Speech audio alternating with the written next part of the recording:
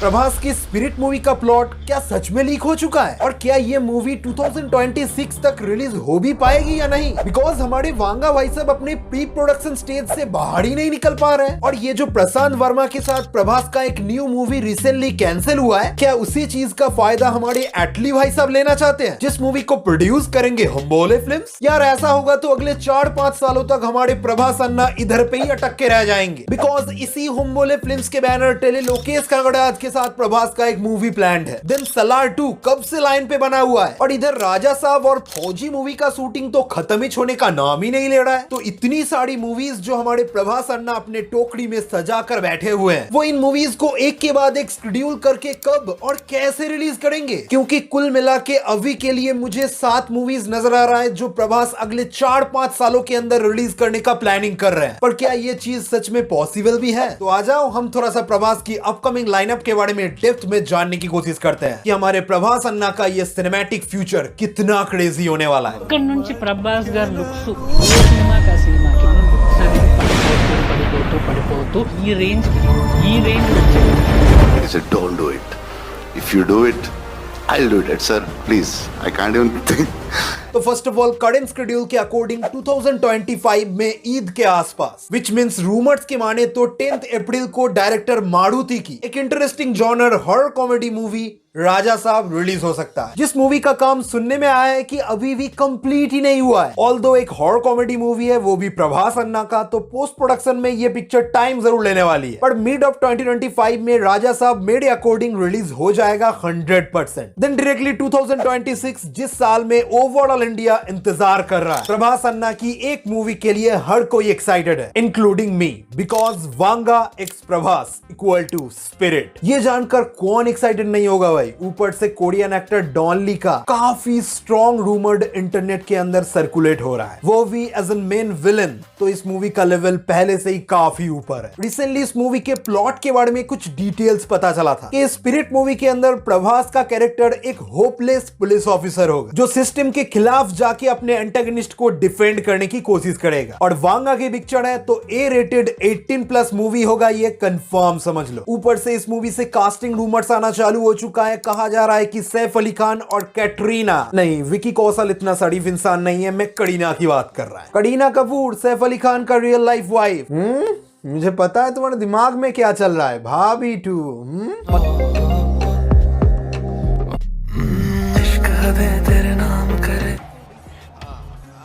पता नहीं वो सच भी हो सकता है क्योंकि मृणाल ठाकुर इस मूवी के कास्ट लिस्ट में इन्वॉल्व हो चुकी है। लेट्स सी, अब फ्यूचर ही बताएगा कि इस मूवी का कास्टिंग कितना क्रेजी जाने वाला है। एनीवेज, स्पिरिट के बाद आएगा सलार 2, जैसे कि हमें वादा किया गया है। पर वांगा की तरह प्रशांत नील भी सलार 2 को लेकर काफी स्लोली आगे बढ़ रहे हैं। उम्मीद काफी कम है कि ये मूवी 2026 तक आ भी पाएगा, बिकॉज सलार जैसे मूवी का पार्ट 2 कोई नॉर्मल पिक्चर थोड़ी है। पिछली बार से मूवी का स्केल काफी हाई रखा जाएगा, स्टेक्स में बदलाव लाया जाएगा, नए नए कास्टिंग के द्वारा न्यू कैरेक्टर्स को इंट्रोड्यूस किया जाएगा और ओवरऑल मूवी के बजट में भी काफी बढ़ोतरी देखने को मिल सकता है। जस्ट लाइक पुष्पा 2, क्या सोचा था और क्या निकल गया। मे भी सुकुमार की तरह प्रशांत नील के दिमाग में भी सलार पार्ट 3 का कोई आइडिया क्लिक कर जाए, हु नोज। उम्मीद रख के चलो कि सलार पार्ट 2 2027 के स्टार्टिंग में आएगा। मैं तो कहता हूं आप लेट 2026 में फौजी मूवी को एक्सपेक्ट कर सकते हो, बिकॉज रूमर्स के अकॉर्डिंग फौजी मूवी आधे से ज्यादा कंप्लीट हो चुका है। बस रिसेंटली प्रभास के नी में थोड़ा सा इंजुरी होने के दौरान मूवी के फिल्मिंग को थोड़ा बहुत पोस्टपोन कर दिया गया, पर मूवी के मेकर्स अंदर ही अंदर जितना काम हो चुका है उसका पोस्ट प्रोडक्शन निपटा रहे हैं। सो मेरे अकॉर्डिंग इस मूवी की सबसे अच्छी बात यह है कि इस मूवी के प्लॉट के बारे में हमें ज्यादा डिटेल्स नहीं पता। बस हमें इतना मालूम है कि स्टोरी नेताजी सुभाष चंद्र बोस की आजाद हिंद फौज के अराउंड घूमने वाला है और प्रभास का कैरेक्टर इनमें से ही एक होगा। काफी इंटरेस्टिंग टॉपिक है। लेट्स सी मूवी का प्रमोशनल मटेरियल हमें कैसा वाइब देगा। और इन सब के बाद मुझे जितना लगता है कि मिड ऑफ 2027 के आसपास हमारे प्रभास अन्ना लोकेश कनगड़ाज वाली पिक्चर रिलीज करने का प्लानिंग कर रहे हैं, क्योंकि मुझे नहीं लगता कि 2028 के पहले कल की 2 मूवी आ भी पाएगा। डायरेक्टर नाग अश्विन के डेडिकेशन से हम सब वाकिफ हैं, बंदा इतनी जल्दी आगे नहीं बढ़ने वाला, बिकॉज दूसरी साइड से ये बंदा आलिया भट्ट के साथ एक पिक्चर साइन कर चुका है। खैर, स्पीकिंग ऑफ विच, लोकेश कनगड़ाज वाली मूवी तो समझ लो वो मूवी लियो या विक्रम के पैटर्न को फॉलो कर सकता है। एक मॉडर्न एक्शन हीरोइक अवतार में लोकेश कनगराज प्रभास अन्ना को प्रेजेंट करने की जरूर कोशिश करेंगे। अब ये मत कहना कि ये भी एलसीयू का पार्ट होने वाला है। मैं नहीं जानता भाई, मैंने पिक्चर नहीं देखी है और मैं लोकेश कनगराज का मैनेजर भी नहीं हूं कि मुझे सब पता होगा। जिनको पता है वो बस हवाबाजी कर रहे हैं, इतना ही समझ लो। मुझे जितना लगता है प्रभास के साथ ये कूली मूवी की तरह लोकेश कनगराज का एक स्टैंड अलोन मूवी होने वाला है जो हुम्बोले फिल्म्स के बैनर तले बनने वाला है। देन अब कल की पार्ट 2 को एक्सपेक्ट कर सकते हो 2028 के स्टार्टिंग में। हु नोज, उसी साल प्रभास एक्स एटली कुमार का हमारा सपना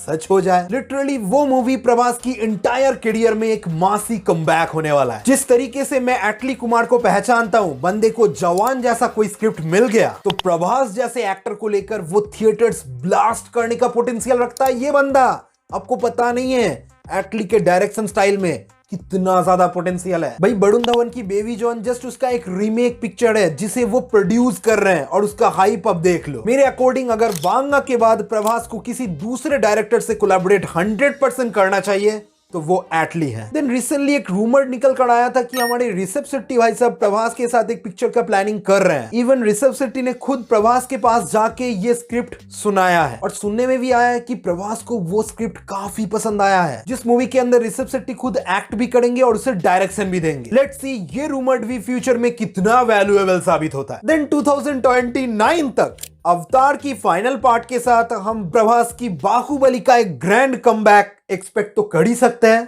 है ना? कर सकते हैं ना? हाँ जी मेरे भाई, बाहुबली 3, क्या मैं कुछ गलत कह रहा हूं? नहीं ना भाई? क्या आपको एक सीक्रेट पता है? राजामौली के पापा केवी विजेंद्र प्रसाद, जिन्होंने बाहुबली जैसे एपिक स्टोरी को पन्नों में उतारा था, सुनने में आ रहा है कि काफी हद तक उन्होंने बाहुबली 3 का एक इनिशियल आइडिया क्रैक कर लिया है। सो राजामौली सर की SSMB 29 के बाद हम क्यों एक्सपेक्ट नहीं करेंगे कि बाहुबली 3 लोडिंग एटलीस्ट 2030 तक? जी हाँ, ये पॉसिबल है। అర్జునులాంటి రూపం, శివుడిలాంటి బలం, అభిమన్యులాంటి పౌరుషం ఆ పిల్లవాడికి పేరు పెట్టాడు.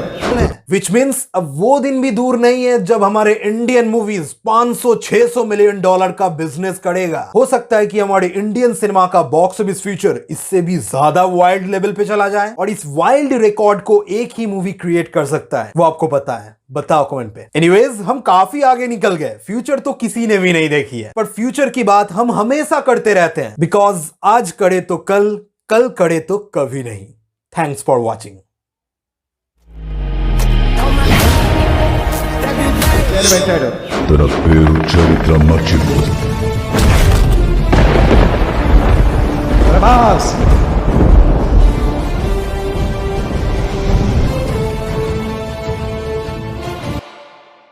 खत्म. Bye bye, Tata.